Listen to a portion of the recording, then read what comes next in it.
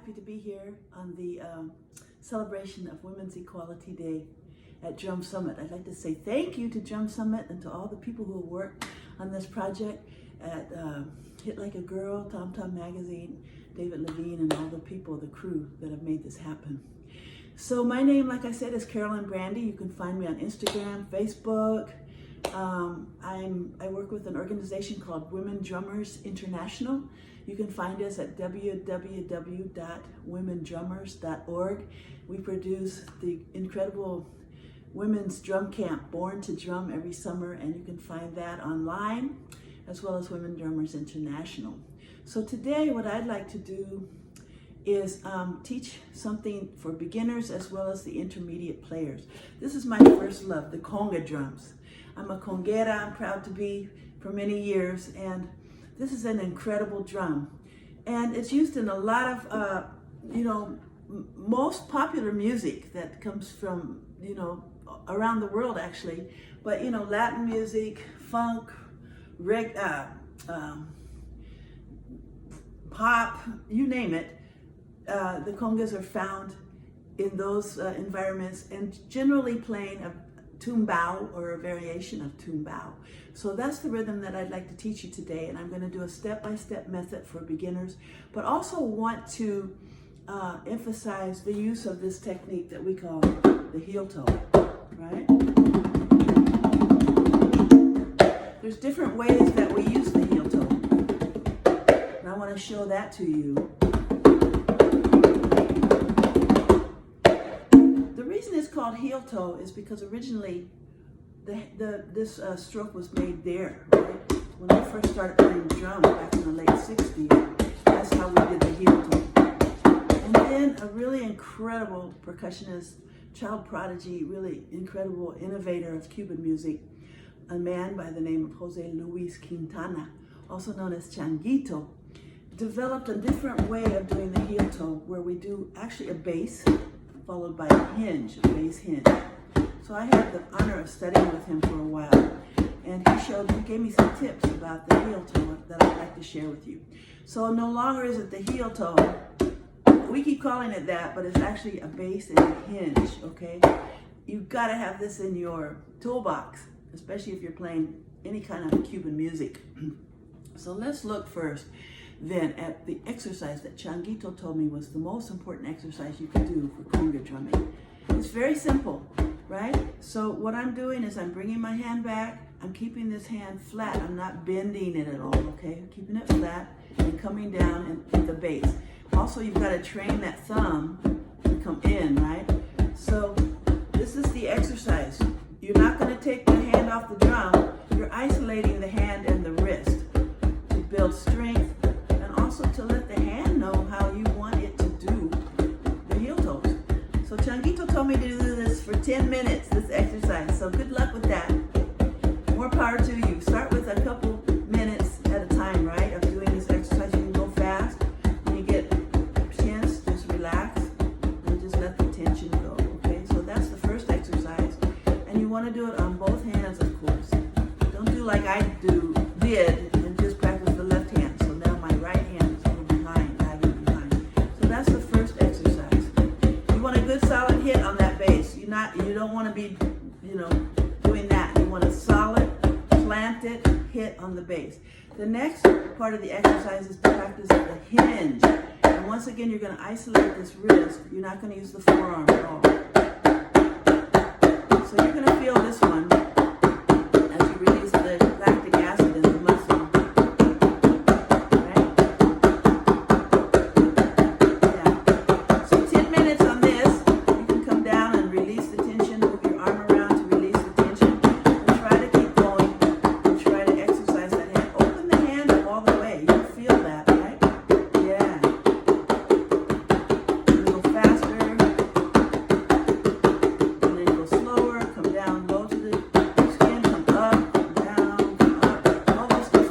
And you want to just stretch out a little bit afterwards. This is the exercise, those two that I was told by the master himself were the most important exercises you can do for conga drumming. So now we move on to the bass hinge, which is otherwise known as the heel toe. Gotta have this. So here you see the heel toe I'm using, sliding the hand, right? Yeah. Really important exercises. So then do 10 minutes just doing this on each hand, right? Okay. So now let's look and see about the Tumbao. Okay? So in the Tumbao, we're going to use this heel toe, and we're also going to use the heel toe where you just come up and drop the hand. That's for when you're following a tone, because you have to pull the hand up if you make a tone. So this is your tone. The hand resonates. You can't press, pull the sound out. And this part of your hand is going right over the edge of the drum. Right? Okay, let's look at Tumbao in a step-by-step progression.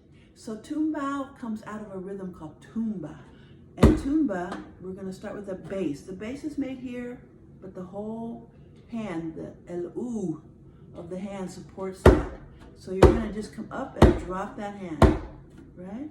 So the tumba says bass, bass, tone, bass, bass, tone, bass, bass, tone, bass, bass, tone, right? Now this rhythm is found in a lot of, as the skeleton in a lot of Cuban rhythms. So really important to understand this rhythm. I'm counting 1 and 2 and 3 and 4 and 1 and 2 and 2 and 4 and 1 and 2 and 2 and 4. So that's step 1. Step 2, I'm going to add a slap on the 2. 1 and 2 and 3 and 4 and.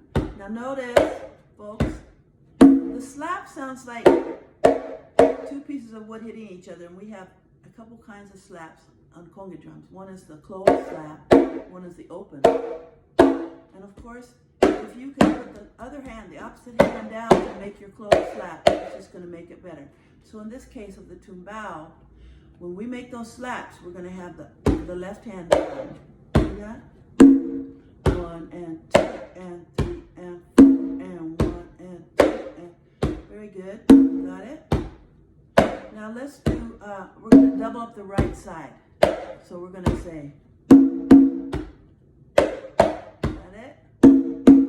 Keep the left hand down. There you go. Very good.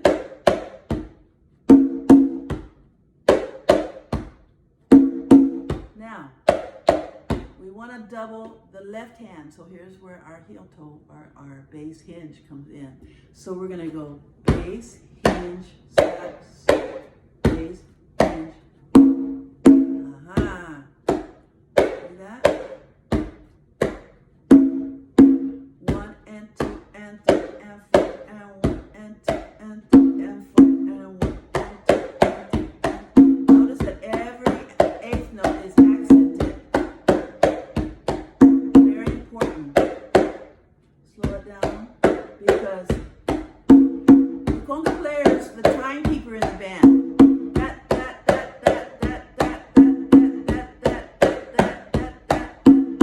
when the conga drum was introduced into the Son ensemble, S-O-N, Son, it was purely to support the bongo player. So the conga player, it wasn't even a conga then, it was like probably a makuta drum, an ngoma, a drum that had pegs here, and the skin was tacked down, possibly with nails. Anyway, the job of that person was to support the bongo. It wasn't to be all fancy with a bunch of variations, etc. It just supported the bongo player and gave it more sound, because they moved into these big rooms, because there was a lot of gambling going on in those big casinos in Havana in the 30s. Okay, so that's very good for that step, but the rhythm doesn't really sound that way. The rhythm sounds like this.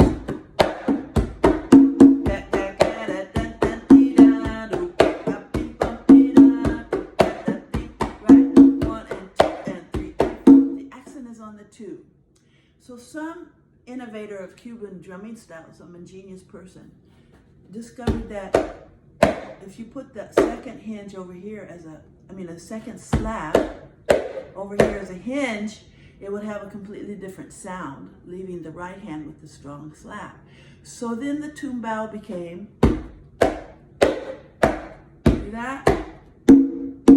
Heel, toe, slap, hinge, bass, hinge, tone, bass, hinge, slap, hinge. Now my beginners, I know that you're going to try to do this with the back of the hand. Nah, that doesn't work. You got to come up with the front. There, you see that? With a hinge. Okay, so now we're here. Next step is that this heel toe in the middle here, see our hand is down? We don't need to come up. Bring the hand off the drum. So we're going to, instead of coming up, we're going to slide the hand and do the sliding heel toe. Now slide. Now come up. Why would I want to do that? Because when my hands are closer to the skin, I have more control. And the sound is a lot better. Instead of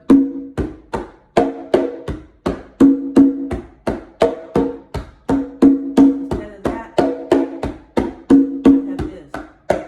See that? I can control the sound better. And the hands are closer to the skin. Play faster, less effort. So the next step then is the two tones here. Oftentimes conga drummers will just lift the palm up, not the whole arm, to make those two tones. That's a tearing motion. I always call it a tearing motion. One hand is going up, the other is coming down. See this?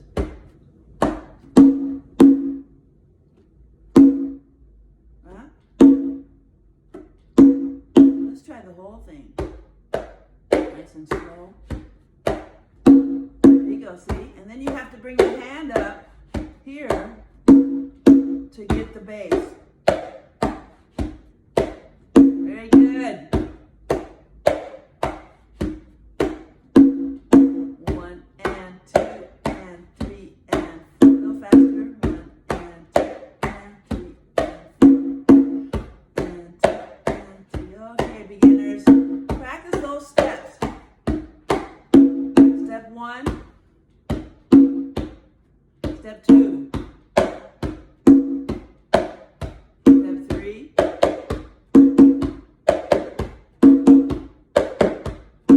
step 4,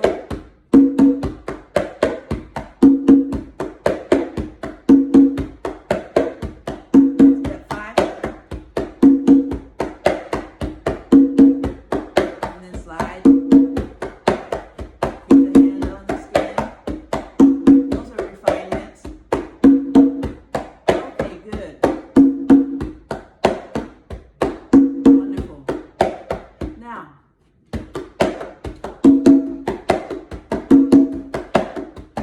Tumbao.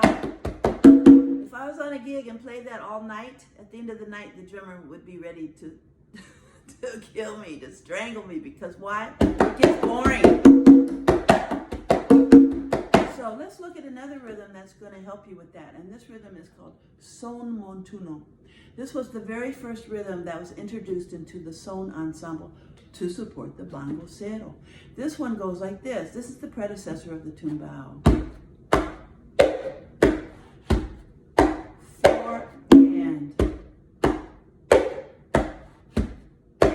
4 and. You notice that instead of doing those two tones, every single tone, now I've displaced